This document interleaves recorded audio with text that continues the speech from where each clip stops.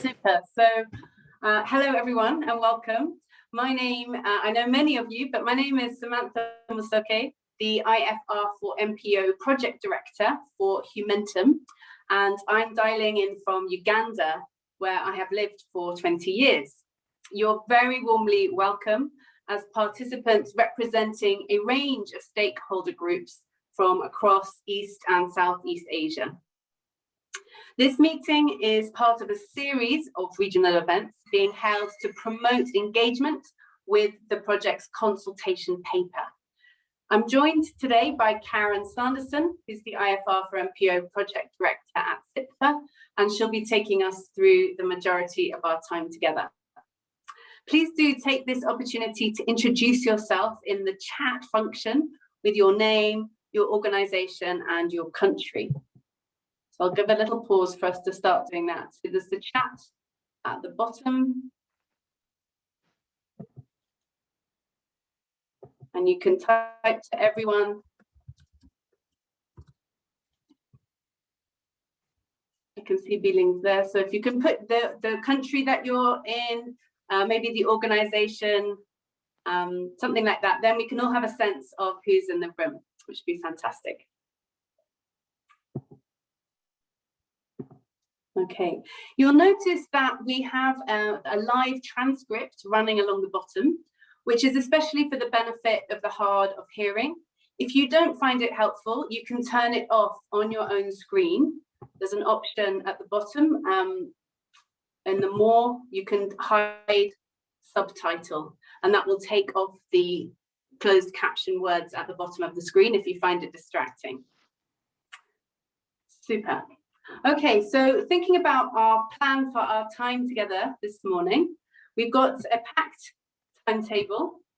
We've got a bit more than 3 hours together.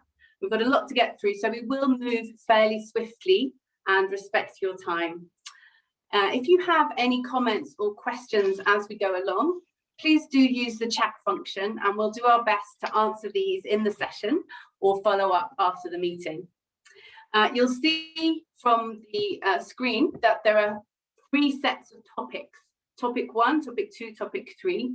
And as part of those sections, we will be breaking out into small groups to have discussions.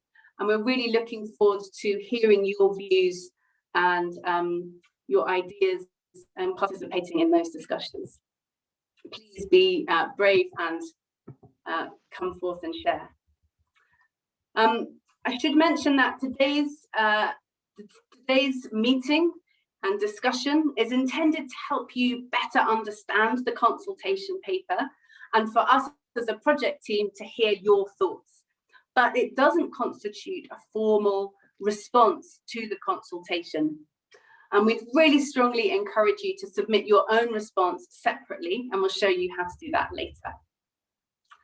I'd like to start with a very brief project overview, so we're all on the same page to set the scene and bring us together. You might know that in March this year, the EU Commissioner, Janez Lenarčič, created a bit of a stir when he said that the biggest barrier to localization is the administrative capacity of local actors when it comes to accountability, transparency, and sound financial management. And in saying that, he was implying that the reason the EU and other donors don't give directly to non-profit organizations operating in countries where funds are needed is because of concerns about capacity and financial transparency. But I want to challenge him, even though he's not in the room, and we've challenged him online, but the capacity problem is only one side of the story. It's also about having an agreed standard to aim for and work towards. Non-profit financial reporting standards exist in a few countries where they define and harmonize accountability and transparency and have had a really huge positive impact on public confidence and the sector's credibility. But most countries lack standards specifically for the non-profit sector. And if we think of international financial reporting standards, if they're developed with input from all stakeholders, they can be a really important way to create a level playing field. I think it can be tempting to think of the IFR4NPO project as a kind of technical accounting initiative, but its aims should be seen in the context of localization, decolonization, and really shifting power in our sector. So I am truly excited that Humentum and CIPFA are at the center of this work. I appreciate these are long meetings, and the consultation paper is not exactly bedtime reading.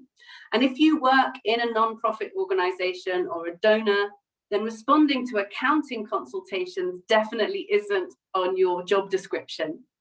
But I really, really want to thank you for being here. Now, on this slide, you can see the project's theory of change in a nutshell. Some of the current challenges experienced by non-profit organizations, experienced by funders and auditors and regulators. Some of these challenges come from the fact that there is no internationally agreed standard for non-profit financial reporting. And this results in inconsistency within and between countries. It results in duplication, producing many financial reports from the same transactions. A real burden on the very frontline organizations we'd actually wish to empower, and high costs of grant making and financial reporting. What we've also seen, and we've heard from stakeholders around the world, is that because there's currently quite a strong focus on project-based or donor-based reporting, rather than entity-wide accountability, it actually makes double funding fraud harder to spot. Fundamentally, the broken system that we have damages trust and credibility in the sector and creates a barrier to funding. So it's our hope that once this guidance we're developing is widely adopted by different jurisdictions, if it's endorsed as best practice by donors, it will help build a more resilient and accountable sector. It will level the playing field for access to funding and bring more equity as well. So who's leading this project? It's being led by Humentum and CIPFA, both non-profit organizations ourselves. So this is a project that is by the sector, for the sector. CIPFA is the Chartered Institute of Public Finance and Accountancy. It's a professional accounting organization in the UK with very specific, unique roles in public sector rather than the private sector, and experience in standard setting in the UK. And Humentum is an association of non-profit organizations with strong connections with funders and NPOs as well. But we're a small team. To help us, we have a practitioner advisory group drawn from different parts of the globe who have different roles in the sector. And crucially, we have a technical advisory group drawn from the accounting standard setting community. Then the whole project is overseen by a small steering group as well.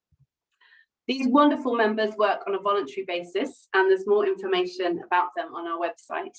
Today, I'd particularly like to recognize Biling is with us from Malaysia, from our tag. Just going to click on another screen so I can see.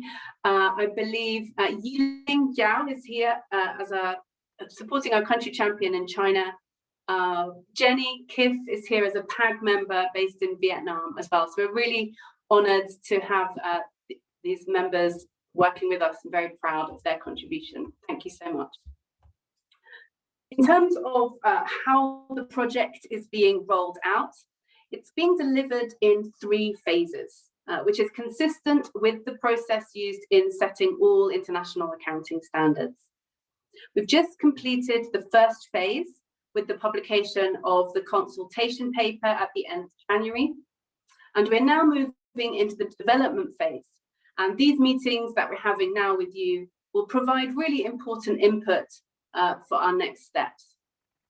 Our timetable for the rest of the project will depend on the amount and the nature of the feedback to the consultation paper, but we're looking towards a draft of the guidance for consultation in 2023 and final guidance in 2025. So it's not a snap your fingers, very quick project, but this is very speedy for standard development because it requires consultation and input from the global community to have credibility.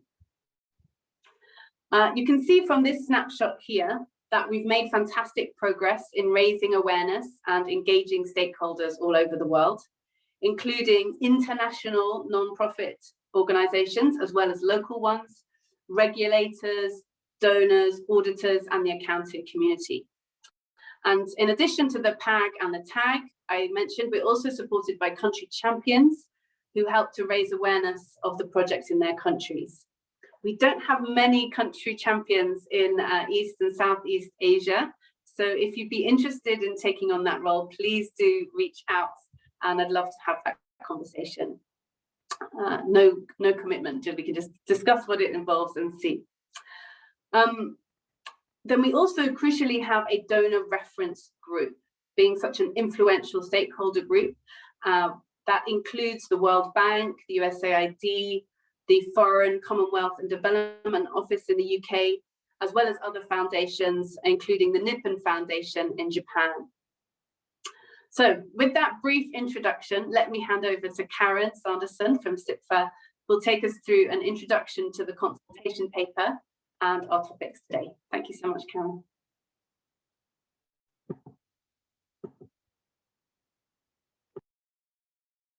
I think you might be mute, Karen.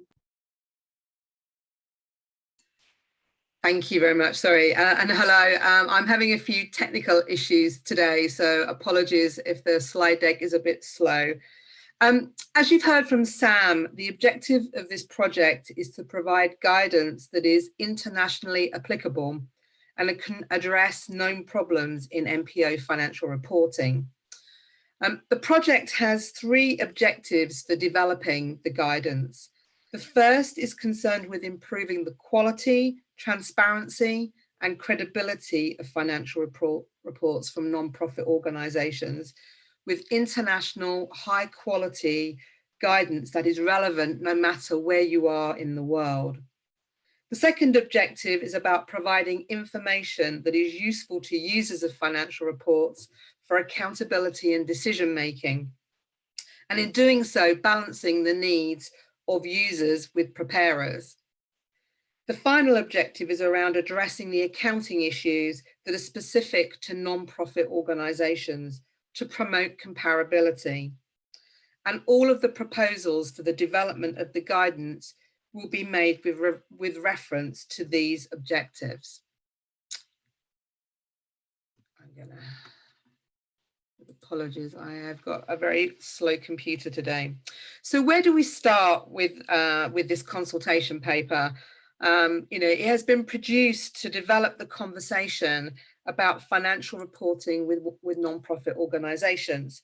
It's to engage with you and others across the world about what is needed to improve financial reporting for the sector globally. We know that the consultation paper includes a lot of information. As Sam said, it's not bedtime reading, but the main parts are in part 1, which covers general reporting issues, and part 2, which covers specific accounting issues. Part 1 of the consultation paper is divided into 5 chapters. And in our meeting today, we will touch on all of these chapters. They cover the types of organisation we think that will benefit from the guidance, who are the users of NPO information and what's important to these users, because at the heart of standard setting are the needs of users and producing information that is of relevant and common interest to them. And we're considering this in the NPO context. We will also cover 2 core premises that sit behind the guidance, which are set out in chapter 3. And then we will consider the final 2 chapters that look at the extent to which current international standards meet the needs of non-profit organisations and the model that we propose to use for non-profits that leverage both international and national standards. The consultation on these 5 chapters in part 1 closes on the 30th of July of this year. Part 2 of the consultation paper looks at NPO specific issues. In our final session of the meeting today, we will look at whether we've captured all of these issues and how we're prioritising them for inclusion in the guidance. The issues identified to date cover all aspects of financial reporting, including revenue, expenses, assets, as well as the presentation and disclosure of information. We will be holding further outreach sessions later in the year to discuss each of these individual topics separately. So we're not covering the individual topics today. And to give sufficient time to cover all of these topics, the consultation for part 2 closes on the 24th of September of this year. So that's a brief introduction to the consultation paper. I'm now going to turn to our first topic area for today. And in this topic area, we're going to look at the definition of NPOs, as well as looking at stakeholders and their needs.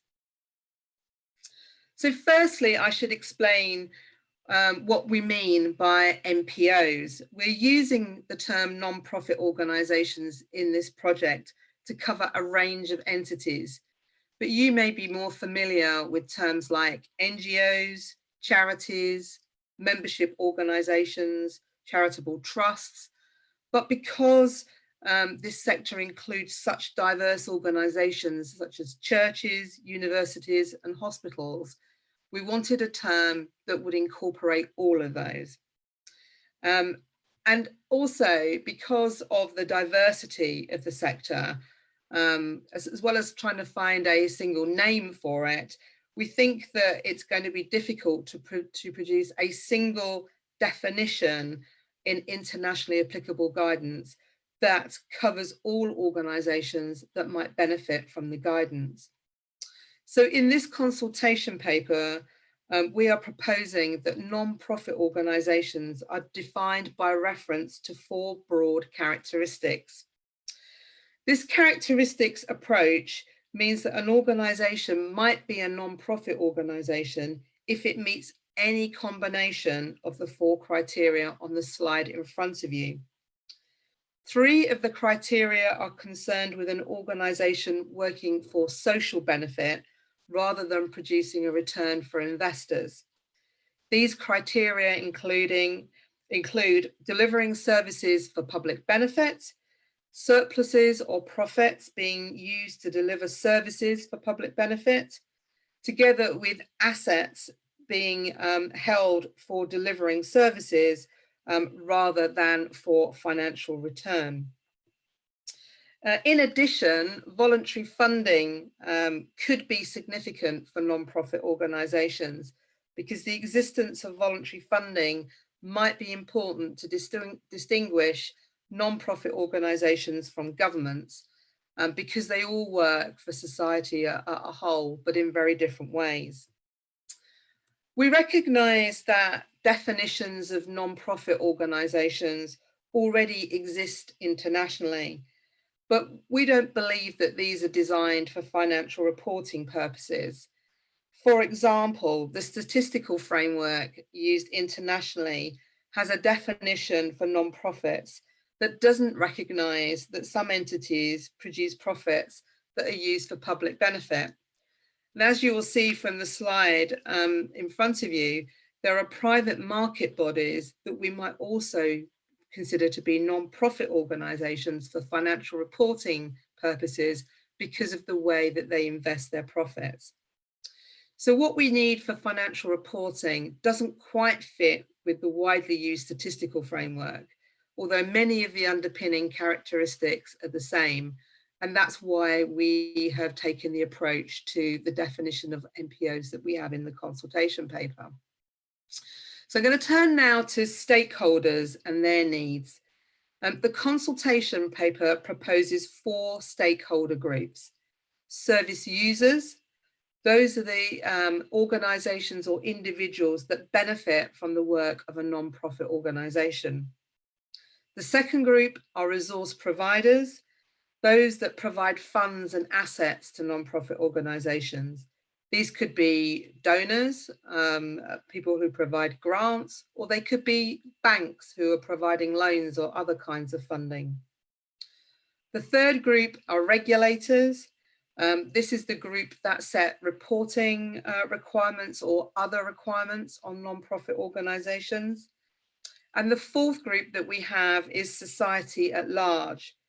This is important because the public, even if they don't use the services themselves, trust that non-profit organisations are working in the best interests of the communities of which they are a part. So those are the four groups that we're proposing. The consultation paper also proposes four main areas of interest for stakeholders, which seek to try and capture their common needs of financial information. These are whether a non-profit organisation is meeting its objectives, is it delivering what it said it would do? Is it doing it in a way that maximises economy, efficiency and effectiveness? Is it making best use of the funds that are available? Is it doing it in a way that complies with restrictions and regulations, which could include restrictions over the use of donations that are provided to it? And also, is it operating with regard to its longer term health? It's not using all of its assets and resources right now. So we think that when met, these needs can support accountability to a full range of stakeholders for their decision making. And these needs are not focused on any one group of stakeholders, but on the general needs of stakeholders. So I'm now going to turn to chapter 3 of the consultation paper, which focuses on two key premises that we are proposing underpin the basis of the guidance. We see this as essential to meeting stakeholder information needs and the guidance objectives. The first premise is that the guidance will be accrual-based. The chapter notes that the type of financial reporting carried out in jurisdictions will depend on a number of factors. This includes the requirements of local financial reporting guidance, the legal form of an entity, and the influence that donors have over financial reporting of an entity. The consultation paper looks at three bases of preparing accounts: cash, modified cash, and accrual. And for clarity, by cash, we mean that economic events and transactions are recognised when cash is paid and received, with assets and liabilities not being recognised. By modified cash, we mean that some economic events and transactions are recognised on a cash basis, but others may be recognised on an accrual basis, with some assets and liabilities recognised. And by accrual, we mean that all events and transactions are recognised when the event occurs and assets and liabilities are recognised. In chapter 3, we compare the advantages and disadvantages of these three bases in terms of how they meet the guidance objectives. And those are the guidance objectives that I shared with you earlier. And the analysis acknowledges possible challenges around existing knowledge and capability to use accrual-based standards, and also the potential for complexity that it might introduce. It also acknowledges that donors may require cash-based information or information that is not full accrual-based. But the chapter explains that accrual-based accounting is internationally recognised as the best basis to achieve a comprehensive view of an organisation's financial performance and position. It improves quality and transparency of financial reports and enhances accountability and decision making. And that's why it's our first core premise. Our second premise is that the guidance will include non-financial reporting in its scope. Arguably, non-financial reporting is more important for non-profit organisations than it is for other types of entity, as it provides an opportunity to explain in more detail about what the organisation is delivering that you wouldn't find in traditional financial statements. So non-financial reporting might include areas such as an entity's nature, that is the purpose of the organization, its objectives and forward strategy. It could also include its risks and regulatory compliance. And non-financial reporting can also be used to demonstrate the impact that its projects and programs are having and the benefits of wider activities that it is performing. So non-financial reporting can provide context to financial information. It can provide additional information about the organization's activities that is useful to meet broader information needs of stakeholders. So I'm going to stop with introducing things now. I think I've introduced quite a lot to you. And what we'll do next is move into our breakout sessions, the small groups for discussion. But just before we do that, I'd just like to explain how that is going to work. You will automatically be allocated into a discussion group and allocations will be performed randomly. Please remember which room you've been allocated to, just in case you get disconnected, and that will allow us to put you back into the same group. We will ask one person or possibly two people from each group to provide feedback on behalf of the group, and we'll ask you to decide this amongst yourselves. A moderator has been assigned to each group. Their role is to encourage you to contribute, probe the reasons for your views, and keep you focused on the questions. So they're there to help the functioning of the group, and they are not there to be the spokesperson for the group. I thought I'd get that out right now. In terms of protocol, if you could put your hand up if you'd like to contribute, and the moderator will call you in. Please try to avoid talking over each other. If your moderator disappears, please just keep going. And if the last person talking could call in the next person. If you have one of our advisory group members that Sam mentioned to you earlier in your group, when they are part of the discussion, they'll be expressing their own views. They're not expressing the views of the project. So just to let you know that. The question that each group is looking at will be shown in the chat of your breakout room so that you can see there. We would ask that when you're in your discussion groups, if you could put your camera on. It just makes it just a bit more informal, and it's better for the group dynamic if you're able to do so. And then just finally, the breakout group discussions will be recorded for the purposes of the project team. These won't be published. They're purely for our benefit. So please feel free to be frank and open in your input. The main session is being recorded and will be published. Okay. So without further ado, these are the questions for your first discussion group. Question 1 is about who are the main stakeholder groups for NPOs in your jurisdiction, and also about what non-financial reporting information or requirements exist in your jurisdictions. Question 2 is about how accrual accounting might improve accountability and about the accountability arrangements in your jurisdiction. And question 3 is about the accounting basis for NPOs in your jurisdiction and about how NPOs are defined. So those are the 3 question areas. You'll be automatically now sent to a breakout group, and that will happen in the next few seconds. Please make the most of your time. You'll have 30 minutes to discuss the questions in your group. And I very much look forward to hearing your feedback. Room now. Thank you very much, everyone, and I hope you had some good discussions in your group.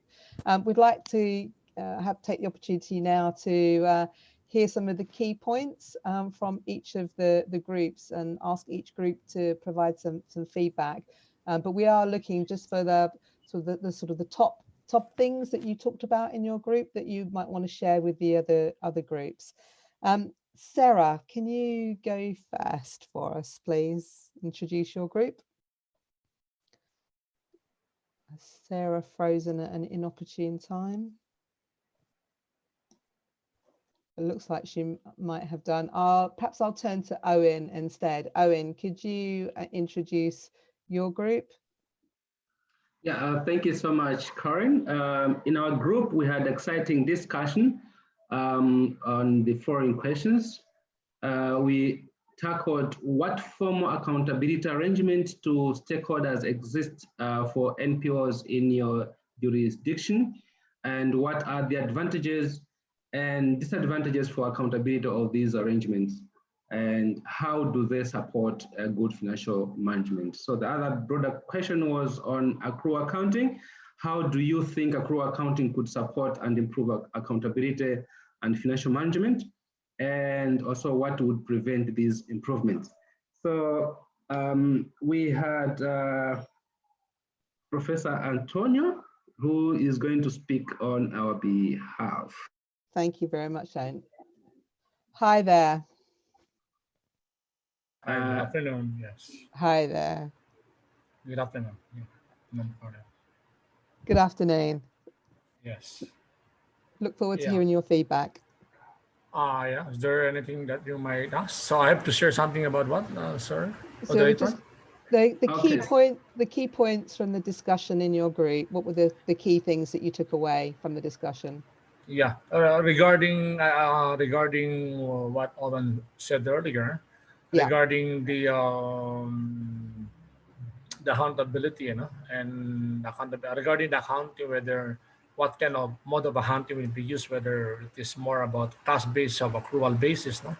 I shared to them earlier that since I'm also a book author, I also write a book in the Philippines, which is covering non-profit, covering university, colleges, hospitals, the voluntary health and welfare, and other non-profit entity. In my book also, which I based it on the American standard, the FASB. It was really accrual accounting, base of accounting was actually being applied. Because earlier, as based on our discussion earlier, even some other countries mentioned about the cost base of accounting was still being in effect. In the Philippines, they only use cost base of accounting only for taxation purposes, especially only those other portion very not related to the non-profit. That's the only thing that they have to apply the cost base of accounting. So that's basically what I've shared earlier. And as I said earlier with Owen, I would really very much appreciate that if I can participate more on the discussion later on, because I have a book in non-profit, which I really want to expound and collaborate with the international standard, because my book is based on the American standard.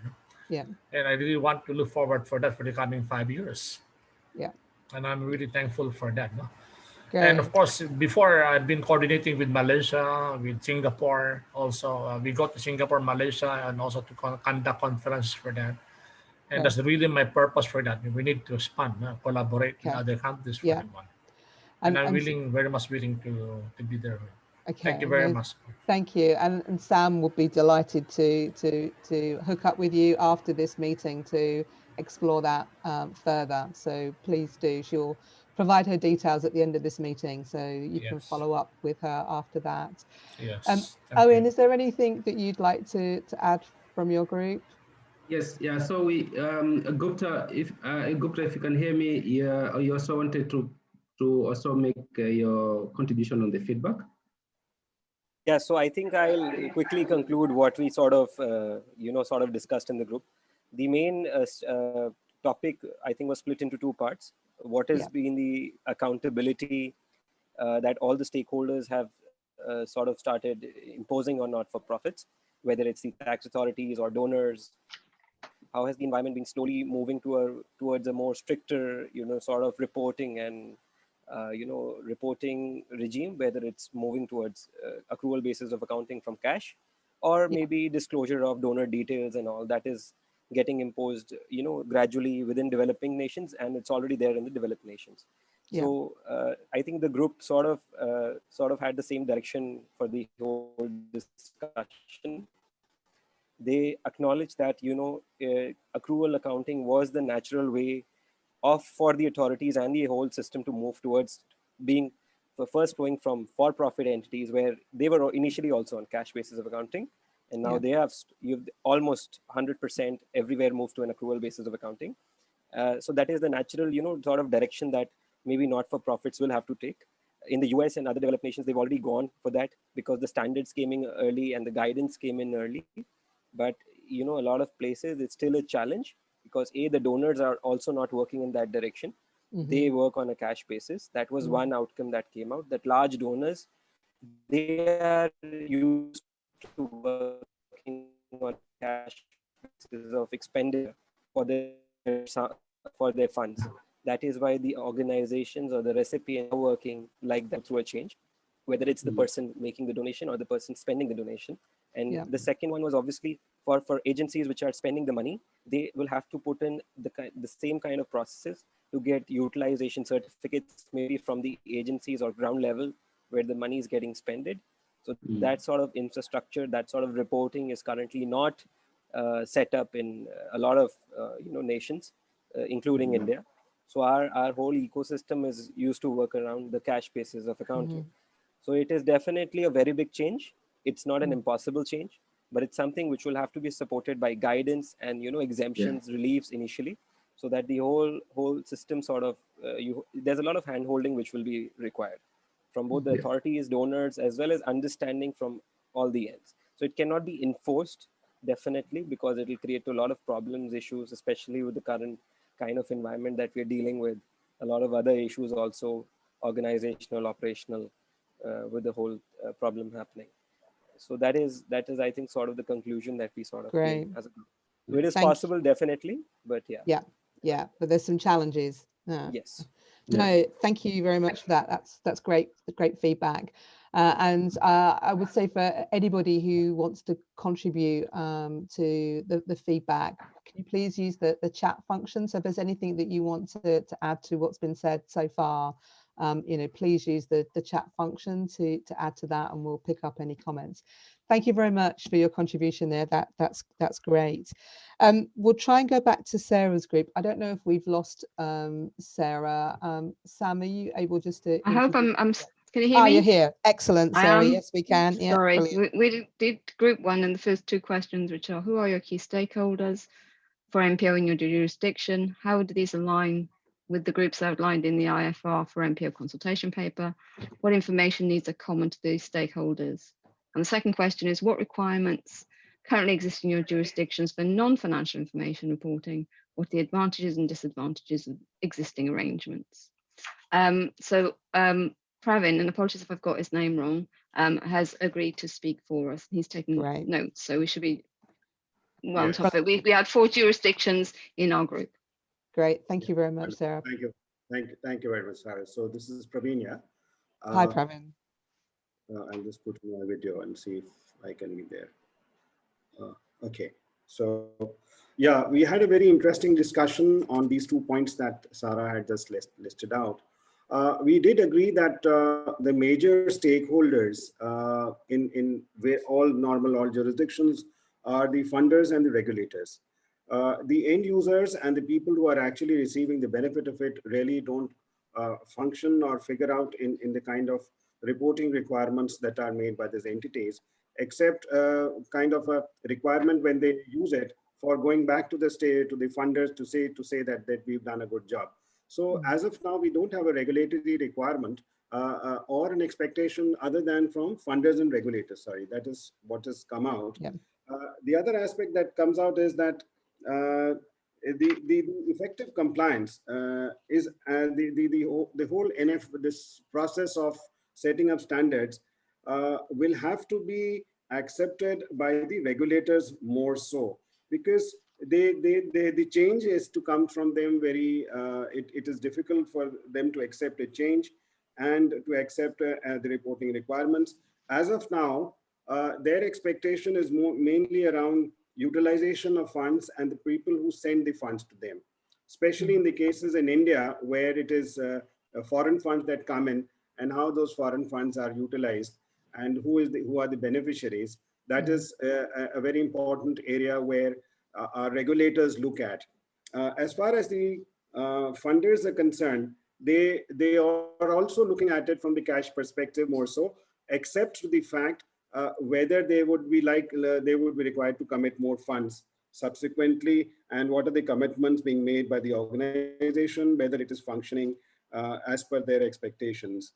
So, so we had people, comments from Vietnam, from India, and other areas, and Nepal, wherein we found that more and more regulatory requirements are required to be reported in the financial statements. The expectation of the funders are met directly on one-on-one basis more so, but it is the regulators who drive the format of the reporting on a timely basis.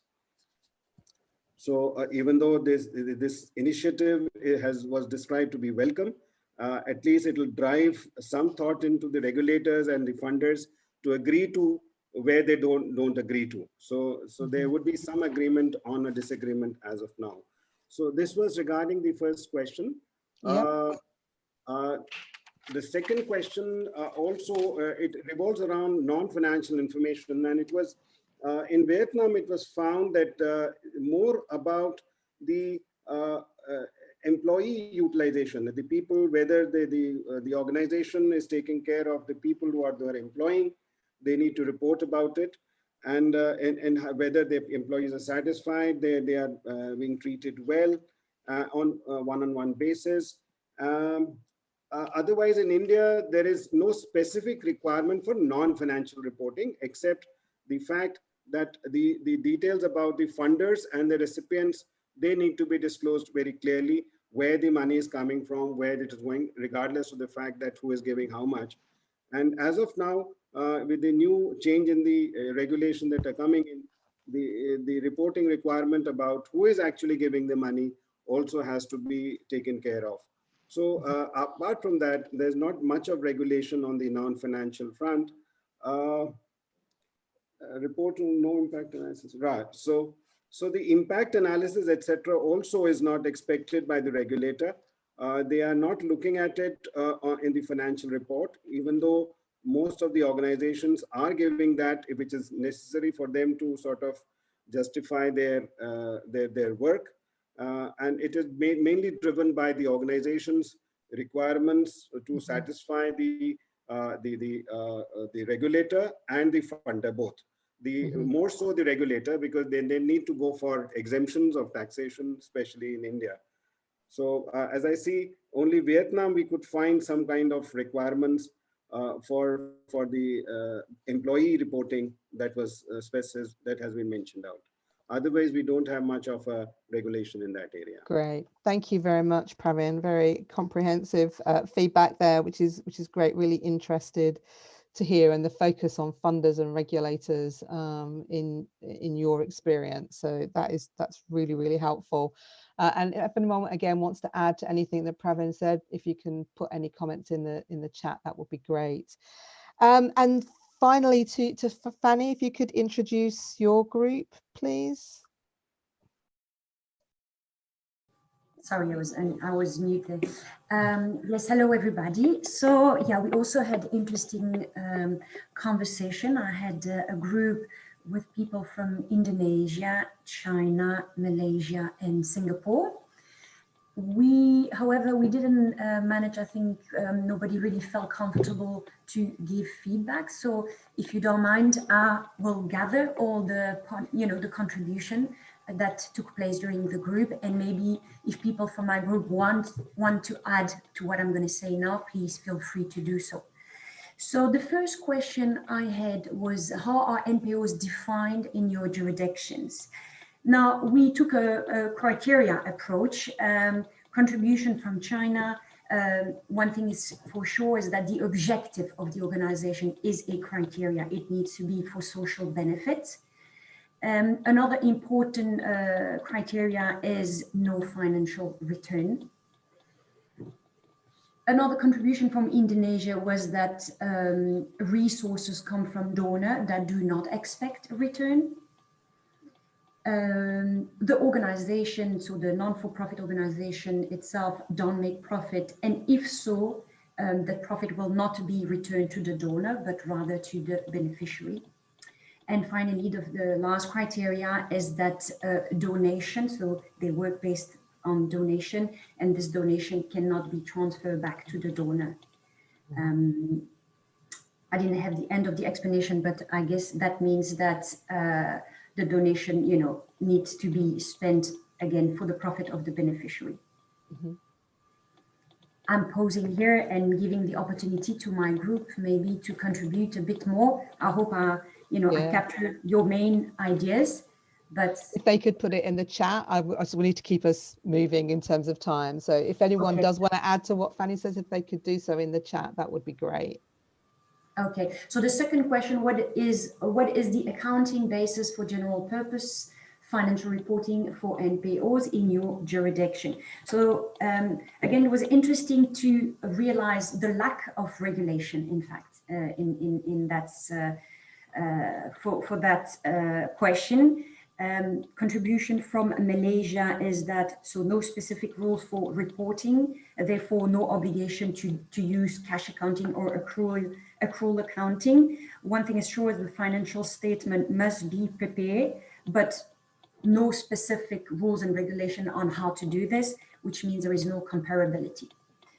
From a contribution from China, so private non-for-profit organization, they usually use accrual basis, but apparently there is a lot of organizations that are in fact are public related, and those use an other basis, not necessarily accrual basis.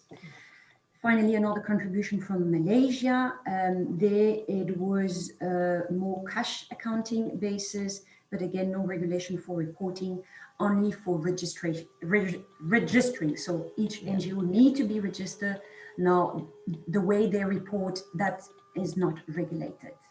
Brilliant. Thank you very much for that, Fanny. That was really, really helpful. Great feedback from the groups there. Really, really good.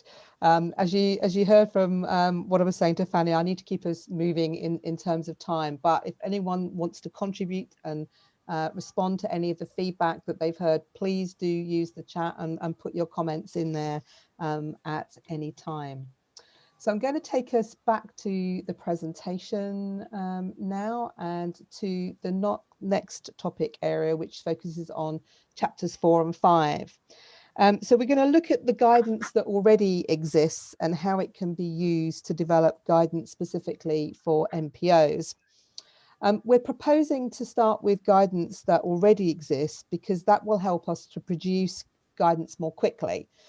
Starting from scratch to develop accounting standards takes a long time, and we recognise that the need is right now. So in our work to date, we've looked at both existing international guidance as well as national guidance. A number of countries have developed NPO-specific standards for use by non-profits in their jurisdictions.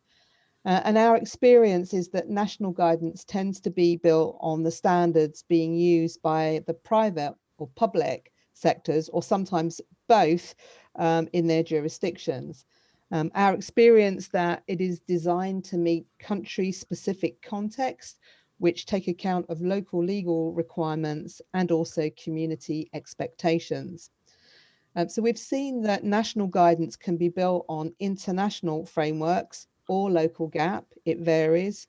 And that means that national guidance on any individual topic can vary between countries.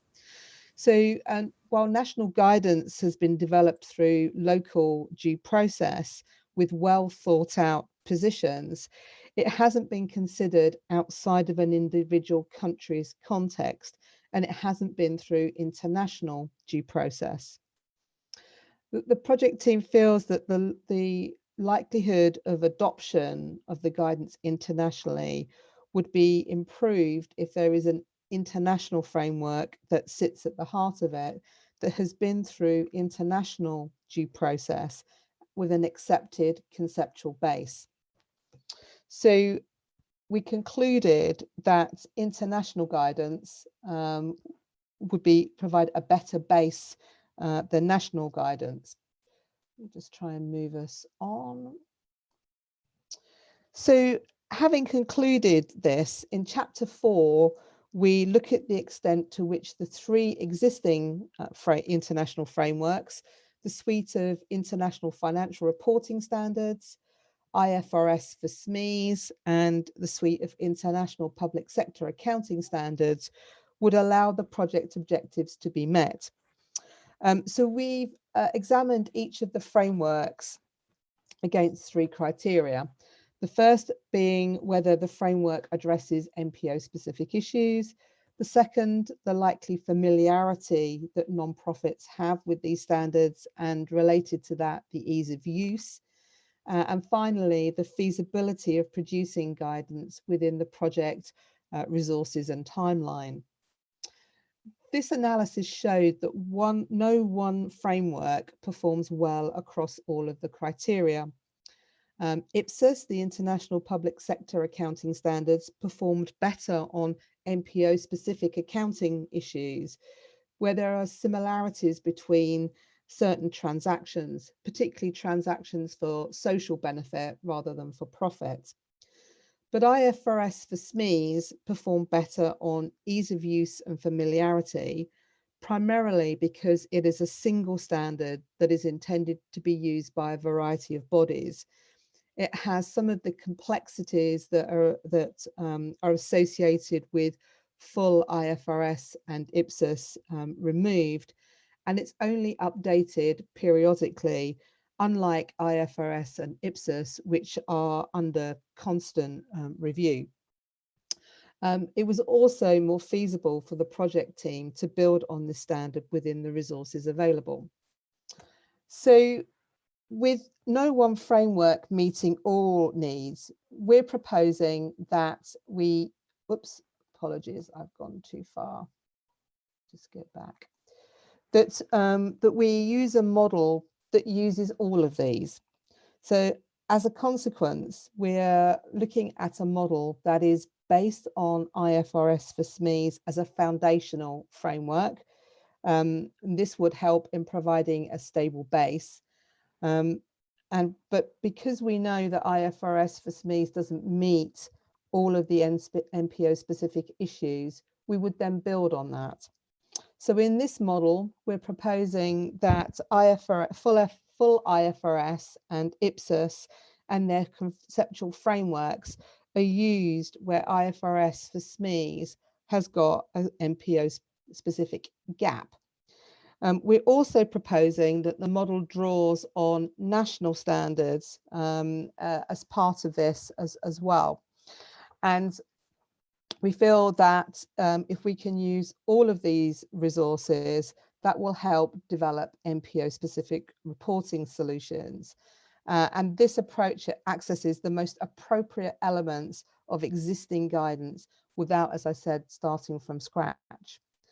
The paper acknowledges a concern that using different sets of guidance may lead to inconsistencies. However, the differences between IFRS and IPSAS primarily relates to public sector issues. Many of the ways in which it treats transactions are similar or the same. There are lots of similarities between the frameworks.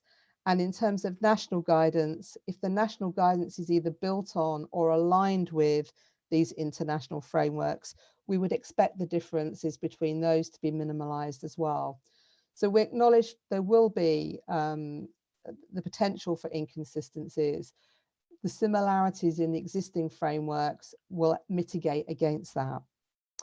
So that's an introduction to what's in chapters 4 and 5 of the consultation paper. So now we're going to move back out into breakout groups. And we have another 3 sets of questions for these breakout groups. Question 1 is about the knowledge of international frameworks that exist in your jurisdiction amongst MPOs, auditors and stakeholders. Question 2 is about whether there's anything in your jurisdiction or how you think about the different components of the guidance and how it would operate in terms of the model that I just showed you, whether that would cause any issues and whether it would make it more easy or difficult to adopt.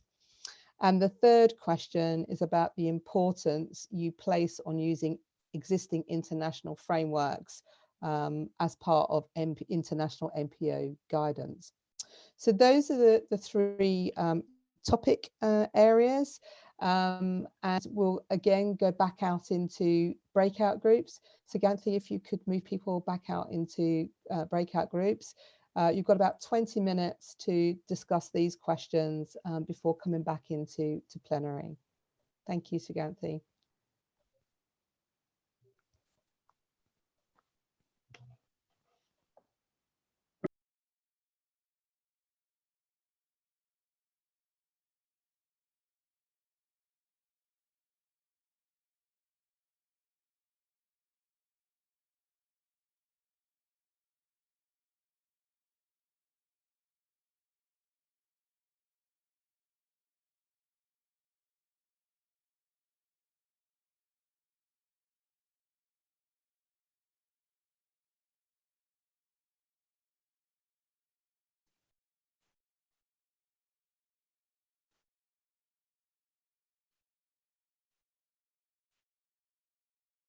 Ganthy, could you pause the recording? Everybody back in the room, welcome back. Just as before, we'll take some feedback from each of the groups to hear the key points that have come out of your discussions. Sarah, could we start with your group, please? We can you hear me? I can, yeah. Yeah, we've just had some problems with my IT and with others. We even had Yiling in a car, so we've been doing very well.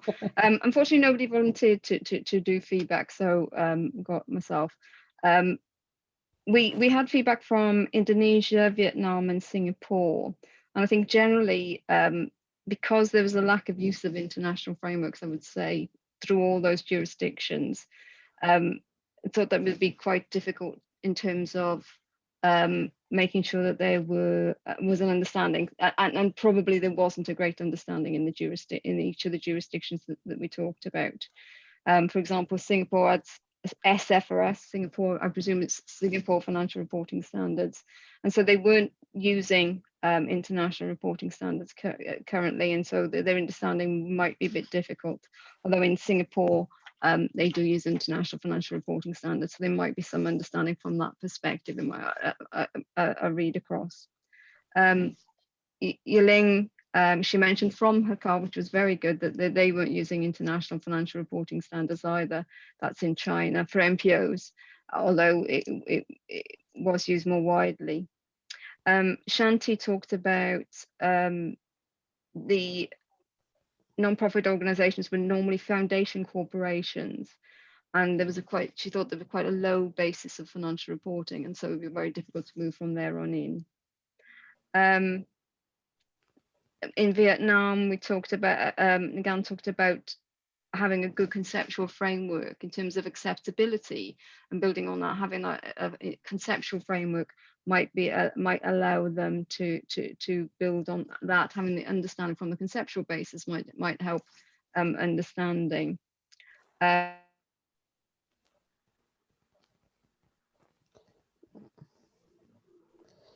Sarah, are you still there? Looks like we might have lost Sarah. Yeah. Again. Okay. Can you still hear me? I can hear you now. Sorry about that. I don't know what's happening to my IT this morning. It's usually pretty good. And then Yiling mentioned again that because it wasn't taken on in international frameworks, that it be, although it was applied in business, it's still in China had a long way from being applied to MPOs. So if I missed anything out, apologies, but I think that were the feedback, and it wasn't helped by my IT connections this morning. Right. Thank you, Sarah. And as before, if anyone has got anything they want to add to the feedback that Sarah has provided, any points of clarification or addition, please feel free to use the chat function to add to that. Sarah, thank you for that. I'm going to turn to Sam next. I think, Sam, you had the same question. That's right. We were looking at the knowledge of international frameworks, exactly the same question. And we had members from Malaysia, Vietnam, Nepal, and India. And I think Bileng is going to report back for us. Thank you, Bileng. Thank you. Hi, Bileng. Hi, Karen. Thank you, Sam. Okay, we have a very interesting discussion, very lively, very active participation. Okay, I will start with the first question on the framework. In Nepal, they have a modified IFRS. They call the NFRS. It's only being recently adopted. It's on the at the initial phase. In Malaysia, as explained earlier, we have generally three frameworks in Malaysia: the MFRS, which is equals to the IFRS, and then the MPRS, which is closely aligned with the IFRS for SME, as well as our MPSAS that is actually closely aligned or converged with the IPSAS standard. So it really depends on the regulators, like Firdaus mentioned earlier in the chat group. If you submit, if the NPO, for example, the company limited by guarantee, that is an NPO, and submit the financial statements to the SSM, to the registrar of companies, then you will have to apply the MFRS. And in Vietnam, it's more of an internal framework. It's not so much of an international framework. Basically, it's on cash reporting. And in India, they have IFRS, but they have some carve in or carve out. And for the NPOs, the existing guide issued by the ICAI, the Institute of Chartered Accountants of India, is not really on accrual, neither is on full IFRS. It's kind of a hybrid approach. And on the, if I move on to the second question on the benefit, I think the use of international framework, it will actually give that trust, the credibility, the transparency to the donors and funders. And of course, the downside is there will be implementation challenges, including, for example, the accounting capacity of the organization preparing the financial statement. I hope I have summarized the discussion. Sam, I need you to add on if I have missed any significant points that we discussed in the group. That's great, Bileng. Thank you very much. And as before, if anyone wants to add anything, including Sam, to that, if you could do so in the chat, that would be absolutely fabulous. But thank you very much for that, Bileng. Very concise summary, but again, kind of returning to the role of regulators in this and how important they are. If I can turn now to Fanny, and I think you had a third question, if you could just introduce that. Yes, that's correct.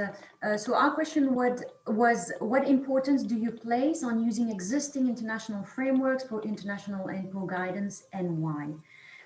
We had very interesting conversation because we had people coming from different point of view. So I will leave Antonio, who agreed to give feedback on our session. I will let him report what we've discussed. Great, thank you very much for that, Fanny. Hi, Antonio. Yeah, good afternoon.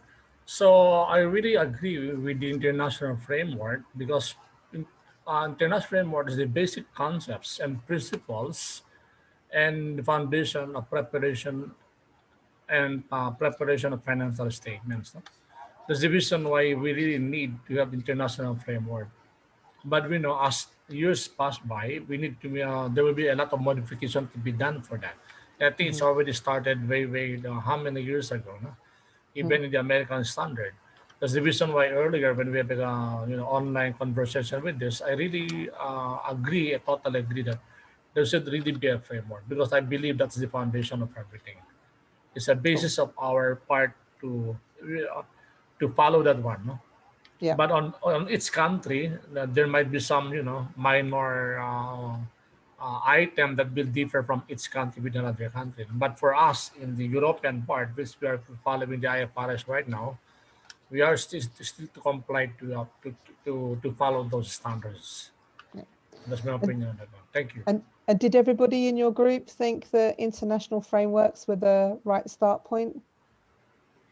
Well, actually, sorry, okay. I don't want to Thank interrupt you. but maybe Nadia, if she would like and feel comfortable, she could give us her position, because I did find it very interesting. She was advocating actually more to respect, like national specificity.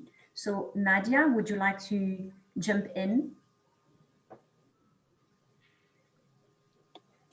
Is Nadia there? Maybe she's not available. Okay, hi.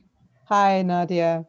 Yeah, I was actually, when we were discussing about the importance on existing international frameworks, so when we were discussing in the group, I was giving out my personal views on this matter, and to me, there needs to be a balance between whether that NPO is serving the local stakeholders, or whether they are actually an international NPO.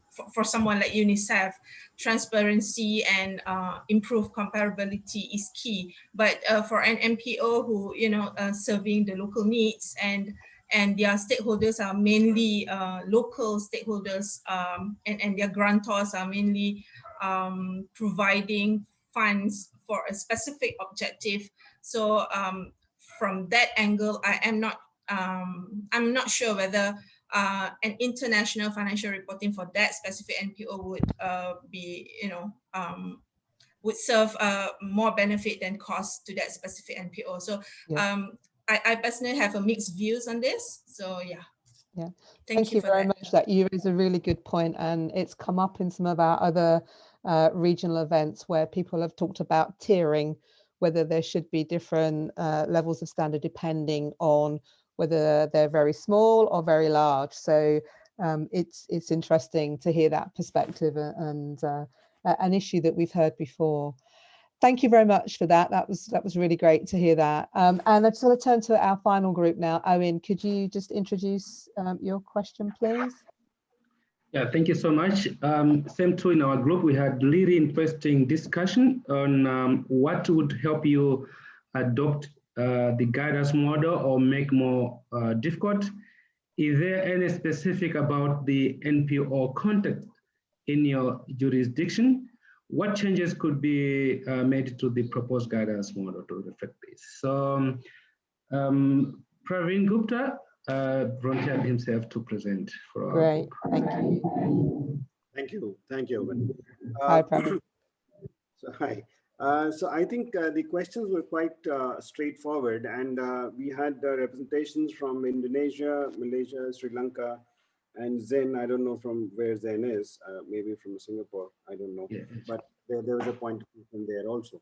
So, and also myself from India. So the basic problem that has come up is when we talk about adaptation of the guidance model is that for example, in Malaysia, it was, as it was discussed earlier, there are different reporting requirements. If you are a company, you report to a different entity. If you are a society, you report to a different entity. And that is where the reporting requirement changes. So there does not seem to be a commonality in those reporting. There are, for example, a society would require much less reporting requirements. So that there would be a challenge in synergizing this IFRS into that.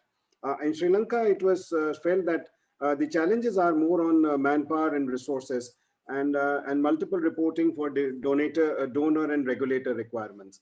So there is a lot of disparity in reporting requirements to the donors and the regulators. And there is a challenge of good manpower, which is available at a low cost, who can understand and report on a common platform and try to put down these regulations or guidances into practice across various NPOs. Another aspect that came out by Zain was that this will not work for entities who are performing fiduciary functions. So there are a lot of NPOs who are actually being appointed by the government to perform a certain activity. And those reporting requirements are guided by that government entity. So they have a fiduciary expectation, a function, and they are required to report according to the expectations of the funder. So it will be a challenge there. In India, my take on this was we do have the government, that is the regulator, and professional bodies who work on guidance notes and who work on creating a better environment for reporting, more transparency. So my take on this was that we should be interacting with professional bodies in countries where these who sort of understand and lay down these guidance notes in those local areas, in those countries, in those jurisdictions. As discussed earlier, in India, we have the Institute of Chartered Accountants of India. We do need to interact with professional bodies of different countries who can put up a voice and decide and sort of discuss this more strongly than individuals or NPOs on their own. So we need to have a stronger voice in every jurisdiction who would sort of put this across in a very pragmatic and an open manner. So this was something that came out. I think I have sort of summarized it. That's excellent. Thank you very much, Pravin. Some interesting points that you've raised in your discussions. And again, we keep coming back to kind of the importance of regulation and the factor that have, but interesting to also pick up that kind of capability and capacity points in terms of having, people who understand how to do this and that being available at an acceptable cost. Very helpful. Thank you very much for that. And if anybody wants to add to any of the points that have been raised, please do so in the chat. We've just got one final thing that we want to cover before we have a very short break. But thank you for all of your feedback. That's been really great. Sam, can I hand over to you? Absolutely. So it's been really fantastic to hear your comments and discussions. And as I mentioned earlier, the things that you've said don't constitute a formal response. So we'd love you to actually go onto the website and submit a response and share your ideas on our proposals. We've tried to make it as easy as possible. There are 3 different ways to respond. So if you're, for example, an accounting organization or a regulator that's used to submitting comments on accounting standards and you already have a process, then option 1 is to submit a comment letter via the website. However, if you want to work offline or if you'd like to collaborate with others to document your response, then option 2 is you can actually download a template, a Word template from the website that has all the questions, and you can fill in your answers and then again upload that from the website. And then the 3rd option is to complete an online survey, which is again available from the website. And this is great if you want to submit a response as an individual, and it's very quick and is the quickest and easiest option. We've tried to make it really simple. There's one survey for part 1, there's another one for part 2. And if you start and you've entered some of your demographic information and you get halfway through, you can save it and come back to it later. So we've tried to make it as easy as possible. I should also say you don't have to answer all the questions. You can just focus on the ones that you have a strong opinion on. We'd rather hear many contributions than that maybe aren't fully complete than not enough because people are worried about having a complete answer. So please do book into your diary, make some plans to submit your response, because that's where your voice will really be counted and it will be fed absolutely into the development process. Okay. Sam, have you finished that? Yes. Yeah. As a reminder, yeah, the closing dates are the 30th of July and the 24th of September. But you'll find it easier to respond to part 1 while the issues are fresh in your mind, and we showed you how to do that. Oh, sorry, Karen, I think I'm in the wrong place. That's okay. So we have covered all of the chapters in part 1 of the consultation paper, which is kind of why we're showing you now how to submit a response, because whilst these things are fresh in your mind, you might feel that that's a better time to do it. You don't have to wait to the 30th of July. You can respond at any time, and we're hoping that the discussions this morning will help you feel better equipped to do that. We're now going to take a short 10-minute break, and then we'll come back to the final part of the meeting today, which will discuss the overview section of part 2 of the consultation paper. So that will tee up further outreach later on this year. So if you could be back, please, in 10 minutes time, at 19 past the hour. If you can try and keep it to that, and then we'll try and make sure that we wrap up for you on time as well. So please don't go away, just stay logged in, just if you want to turn your camera or mic off, and we'll see you in 10 minutes. Thanks very much. Have you back in the room?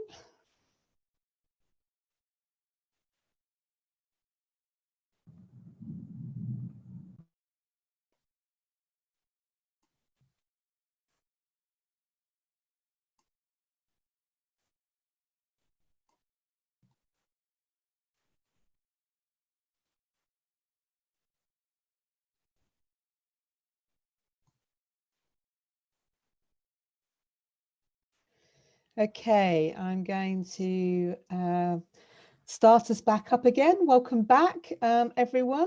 And in this final session, we're going to talk about the overview part of part 2 of the consultation paper. So we're moving away from part 1 to part 2. The overview to part 2 describes how we identified NPO specific issues, what they are and how we've prioritized them for inclusion in the guidance. And as I said at the very beginning of this, we're not going to be looking at individual issues today. There'll be further outreach on that later on in the year. The consultation paper talks about the different sources that we've used to get to our long list of issues. And that includes previous research, input from standard setters, and so the advisors to our groups that Sam talked about at the very beginning. And from these sources, we've created a long list of topics. And to help us think about these, we've organized them into a number of different areas. We're thinking about them in terms of incoming resources, outgoing resources, things about the reporting entity, issues about the balance sheet, and finally issues relating to the presentation, content and scope of financial statements. And as you'll see from the slide in front of you, if you take the time to do it, you'll see that we've identified 22 issues so far from our research. These are diverse and range from the definition and disclosure of fundraising costs through to how do we account for inventory that is being held to provide services to recipients. A very, very broad range of issues. And as part of the consultation, we're seeking input about whether we've captured all of the issues. Are there any that are missing, or are there some that people think shouldn't be on this list because they are not a major issue for non-profit organisations? But with such a long list of issues, we've needed to decide where we prioritise our efforts to try and achieve the highest impact for the first set of guidance. And so we intend to focus on those issues that we think could add the greatest value globally within the project timeline and resources that we've got available. So we've used 4 criteria to think about what might be the highest priority issues. The first of those is prevalence. So is the issue widespread globally? Do we see it in lots of different countries? The second one is about consequence. And this is about consequence for the readers of financial statements and financial information. So if we don't address the issue, would that impair the ability of the reader of financial reports to obtain useful information for accountability and decision making? So, as I said, is there a consequence for users if we don't address this? The third one is about demand. So demand is, is there a number of groups of stakeholders or a single stakeholder group internationally who is coming to us and saying, we need to solve this problem? Is there a demand for an issue to be resolved? And then the fourth criteria is about feasibility. Can we get to a technically sound solution within the time and resources available and not adversely impact the completion of the project? For example, we could pick one issue, which is a really thorny issue, and spend all of our time just focusing on that one issue to resolve. And we don't want to do that. We want to try and solve as many issues as we can within the resources that we have. So that's got to be a factor in deciding which ones to progress. So using these criteria, we have prioritized those issues that rate most highly across those 4 criteria. And in the consultation paper, we're asking whether this is the right way to prioritize it, particularly if there are some surprises about things that haven't made the shortlist. So using these criteria, the topics that we've determined to have the highest priority are the 10 topics that are shown in the slide in front of you. And if I can just pick out a few of these just to just say a bit more about them. One of the topics that we're proposing to include is non-exchange revenue. So this topic would include grants received, donations, that's cash donations or other kinds of donations, gifts in kind, and services in kind. And based on the input that we have had, the kinds of issues that people are looking to see resolved are about when revenue should be recognised and how you determine the value for gifts and services in kind, and also what should be disclosed in the financial statements. So this one actually probably is the biggest topic area that we have, so quite large. Another example, we're also looking at the classification of expenses and particularly what sort of analysis should be used because international standards allow an analysis by nature of spend or function of spend. And the questions are, do we prefer one analysis over another? And should there be any kind of defined categories for NPO reporting, given the desire for comparability that's there? And another area that we have, just a third one to pick on, is the presentation of financial statements. And here we look at how funds that have restrictions are presented in the financial statements, a term that's commonly called fund accounting, and we cover that in this paper. And so just kind of going back, I mean, we've identified these 10 topics because we think they are prevalent. We think there are consequences for the user if we don't address them. We think there is a demand globally to look at these, and we think that we can address these within the resources of the project. And the consultation paper seeks views on whether we are actually prioritizing the right issues. Do we have the right shortlist here? Just before, so that's really my introduction to the overview to part 2. Just before we move into breakout groups again in the next set of questions, I just wanted to touch on donors, because donors have come up in our conversations so far today. And we've heard a lot about the implications of donor requirements. And as part of the project, I think as Sam said at the very beginning, we have established a donor reference group. And we will be using this to better understand the perspective of donors and also to understand the extent to which we can get greater consistency through this project. So here we're looking at common solutions when we know that donors can be part of how we get to those common solutions. And I just wanted to make you aware that we are factoring that into how we're managing the project, because we realize that this could be quite an important issue for people. So I just wanted to reflect on that just before we move on. So the final set of 3 questions that we have for the meeting today. So thinking about your organization or the organizations that you work with, question 1 is about what are the top 3 financial reporting issues for nonprofit organizations? But importantly, why are these the most important to resolve? What makes these the top three issues? What sits behind that?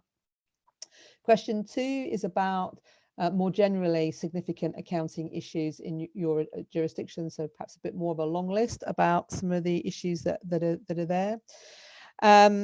And the third question is about how common reporting solutions to the accounting issues can improve accountability and decision making. So those are the 3 questions that we have for the next breakout group. As before, you'll be sent automatically into groups, and you'll have about 20 minutes to consider the question that your group has been allocated. So Shiganti, could you please start to allocate people to those rooms, please? You have a question, Bileng?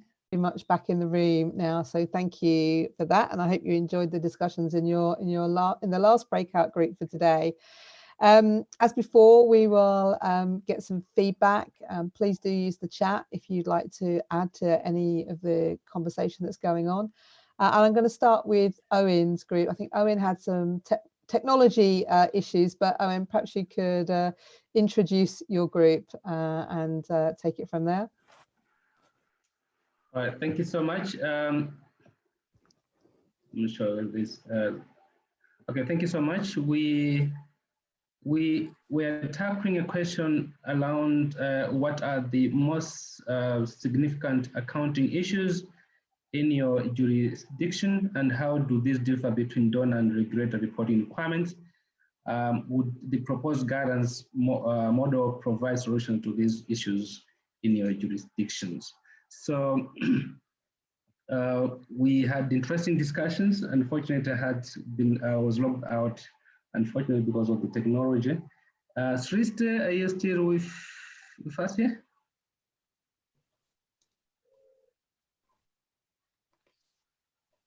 Yeah. For our group, like regarding the first questions, we had discussions on the reporting issues, and we basically can say it was like accounting issues and the reporting issues, and we had the issues of donor reporting and the authority reporting. So basically dual maintenance of reporting system, existence of dual maintenance. And the other what was pointed out in the Indonesia unit was the recognition of expenditure, whether on cash basis or accrual basis. Yeah. And for the second questions regarding the suggestions, what we came up was from Vietnam unit was initially it has been followed the cash basis of accounting, then based on the framework for the accounting system and developing a roadmap for the accrual system is what we feel the solution for the guidelines issues. Okay, cool. And was there anything, so we're back to donors and regulators again in terms of your feedback. So there's a recurring theme underlying the discussions today. And you talked about kind of dual maintenance as the biggest issue there, having to do both regimes that are quite different.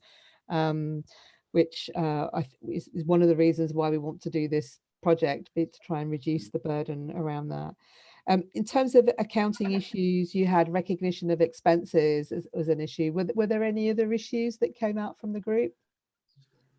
And other was the disposal of assets and inventories.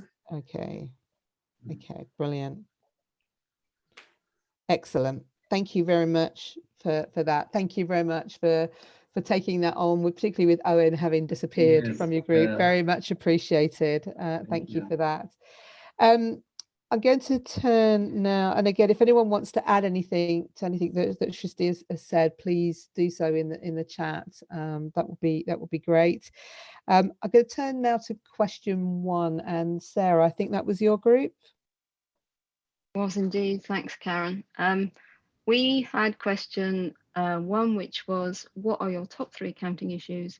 Why are they the most important to resolve? Are these the most important issues across your jurisdiction? Why would you prioritize these issues over others? As you'd imagine, we had a few more than 3, but I think it's all useful feedback. Bilang has very kindly offered to do the presentation for group 1. Thank you. Hi, Bilang. Hi, Karen. Okay, I will break into 2 categories. One is the first one is the form and content. The other one is the technical. The form and content actually came up quite a few times. That is the financial statement presentation, specifically presentation of expenses, presentation of grant expenses. Why financial statement presentation is important is like a matter of law standard where, when you take up a set of financial statement, it will be very helpful. You can see consistent form and content from the different NPOs. Then narrative report. Why narrative report is important? Because the non-financial perspective is equally important with the financial perspective because of the objective of the NPO. And then on the technical includes the non-exchange revenue, how to define control, NPO acting on behalf, the intellectual property, and not forgetting also the income recognition. Why income recognition is very important? Because the tax consequences. One excellent point that also came out is we talk a lot about from the NPO's perspective. What about from the perspective of funders? Specifically in this example, the grant, the treatment of grant is actually highlighted. So the idea here is whether there can be a common ground from the different perspective for, or how do we sync the common ground between the NPO perspective and the funders perspective. Mm-hmm. I think I have summarized that. Sarah, if you have anything to add, or Praveen, you have anything to add. Yeah. Thank you. Thank you, Bilang. And can I just double check on something when you're talking about the treatment of grants? Are we talking about grants perhaps given for a specific program by a donor? Was that the context that it came up in, or was it more general? I think this came from, on the grant, it came from Gupta. I think it's more on general. No, I would say it is more of a specific grant. Yeah. Okay. That was there. And the asset creation, because there are non-financial assets that get created rather than just financial assets. Yeah. So how do we take that on record? Because in research projects, there might be some non-financial assets that get created. Yeah. So excellent. That is also something. Very good. Thank you very much for that. And yeah, please do add anything in the chat. If there's anything you'd like to add to what Bilang has reported back there, please do put it in the chat. It's good to see consistency with the topics that we've outlined as priorities for part 2. It's quite reassuring that the kinds of topics that you talked about are the ones that we've identified in the paper. So it's not too many surprises there, but that's very reassuring from our point of view. Very good. Thank you very much for that. And then if I can turn to Fanny for the last feedback of today. Sure, thank you. So we focused on the question, how will common solutions to your accounting issues improve accountability and decision making? We had a group from Malaysia, Philippines, and China. And again, really very interesting conversation. I think overall showing that a common solution will definitely help NPOs to present a true image of themselves. But now to give feedbacks, Firdos has accepted to do that. So I will intervene. Thank you. Thank you. Hi everyone, my name is Firdaus. Yeah, hi, I'm from Malaysia. So I started by sharing my experience from a donor organization where we find that it has been challenging for us to basically read and understand different countries reporting because I'm dealing with NPOs from Kyrgyzstan, Indonesia, and Tanzania in general. So all this while, before we engage a certain NPO, we would have to do like background check. That would include their financial reporting and whatnot.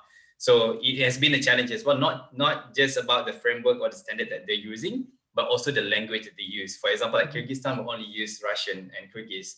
So we have to actually take time to translate that. So I'm not sure whether this framework that we are developing would include language as a mean of reporting for NPOs, so that you can cut across the countries without having to consume more time to translate.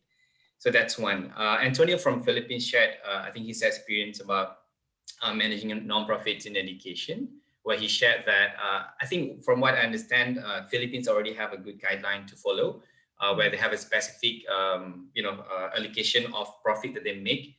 A certain percentage of profit will go to a specific purpose of the operations. So I guess with the development of this new framework, it will further enhance or further strengthen the operations of the organizations in Philippines. Nazi Yusuf from Malaysia, he brought up a very interesting point where he shared with us that NPOs, I believe not just in Malaysia, I believe that happens in other countries as well. So NPOs have this tendency to report something that's only favorable to us, favorable to the NPOs, right? So interestingly, before I joined this session, I read two journals from two local universities in Malaysia. Both journals reported that, kind of concur to what Nazi had shared with us, where most of the NPOs, they have a tendency to actually report on non-financial information. So they would give a lower concentration to financial aspect of the report. And non-profit organization with high total assets and total revenue, they tend to disclose more details compared to the one that with low financial or low income NPO. So again, it's a very interesting point brought up by Nazi. And finally, our friend from China, Li Cheng, she shared something about I believe it's something about lack of definition of certain terms used in China's framework, which she hoped with this new framework developed, it can standardize and it can help the NPOs in China to basically identify, certain terms or certain use that they can apply in their reporting standard. Such as they don't, for example, like one issue brought up by Li Cheng is the definition of free labor, which is not properly, the definition is not clear, and they are not able to actually change this to revenue. If I understand it correctly, if any, maybe you can help to correct it if I get it wrong. So I guess that's everything from our group. Great. No, thank you. It sounds like you had an interesting discussion in your group, and obviously an open discussion, and it's great to hear actually some of the real things that people are experiencing. It certainly helps our understanding, and I think it's also good to share because there's obviously different situations in different countries as well.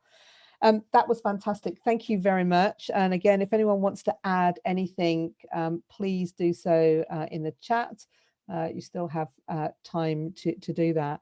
I found this really, really helpful today. Lots of good comments and good feedback.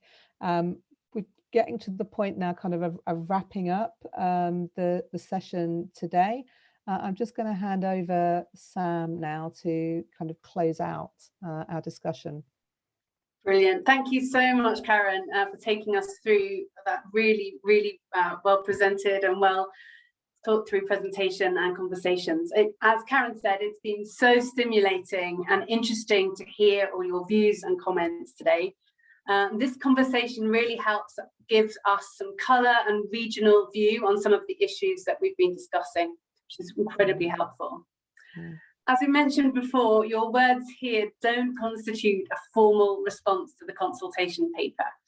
Hopefully our conversation today has helped to clarify some of the proposals and your view on them. So the most important next step we'd like to encourage is for you to go ahead and submit your own formal response, either as an individual or as an organisation. As a reminder, the closing dates are 30th of July for part 1 and 24th of September for part 2. But obviously you'll find it easier to respond to part 1 while the issues are fresh in your mind. So you can do that via the website. You might be curious to know what will happen to all your responses. So we'll be analysing them from Q3 this year and using the information there to shape the development of draft guidance. And it's called an exposure draft. And it will depend a bit on the quantity of responses, but our hope is to issue that draft guidance for comment in 2023. So rather than very open questions, it will now be coming in with specific proposals for the guidance. We'll also continue with our outreach work, meetings like this, conversations following our stakeholder engagement strategy. We want to try and make sure that all groups and individuals with an interest or with influence over the outcome are aware of this project and able to input. So how can you stay connected and engaged pardon me, during this process? One really important thing is please do subscribe to our quarterly newsletter if you haven't already. My computer's doing strange things now. Whoop. Want to copy the link. That means you can make sure you're aware of other regional events or topic-based events that you can join, and just be aware of the progress of the project. I'm just going to pop that in the link here. This is click. So in the chat there, it's just on the website IFR4NPO.org, and at the bottom there's this opportunity to subscribe to the newsletter. Very simple. So the other thing you can do is follow us on social media, especially LinkedIn and Twitter if you're active there. So it's just IFR4NPO. You can follow the page, you can share our posts, comment on them, be part of the conversation with people from all over the world. We really would love to have more voices and more input.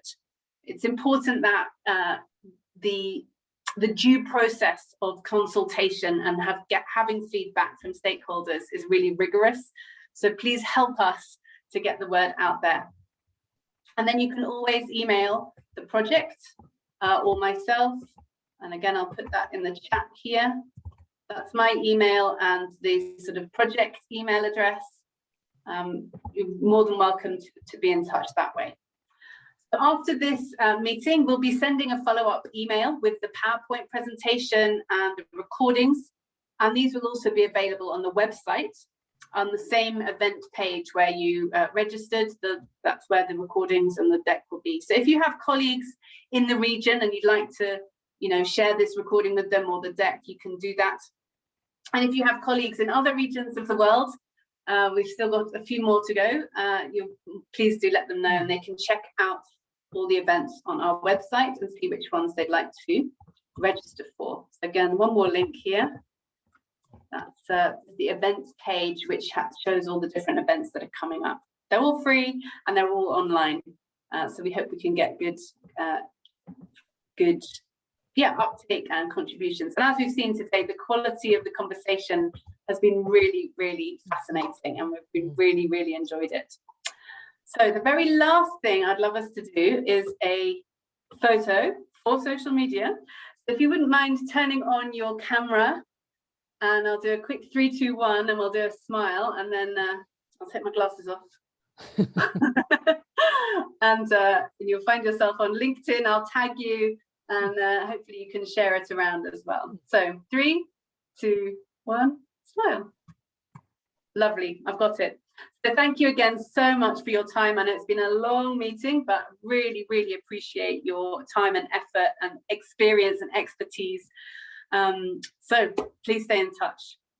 All the best. Thank you so much. Bye-bye. Have a great week, everyone. everyone. Thank you. Bye-bye. Thank you. Bye-bye.